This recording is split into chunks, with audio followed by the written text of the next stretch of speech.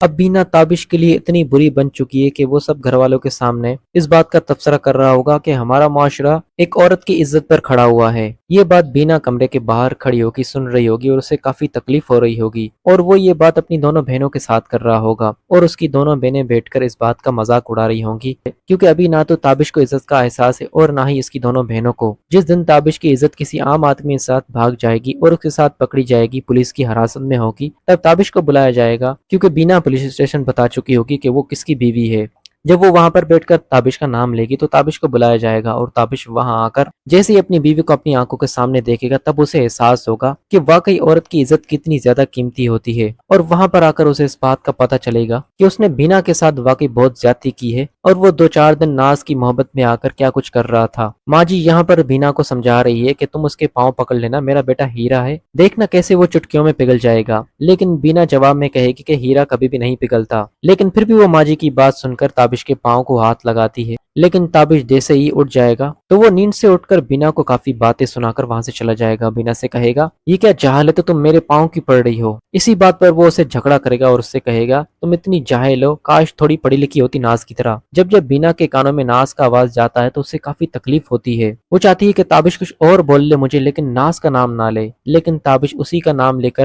اور اسے تکلیف دینے کی کوشش کر رہا ہے۔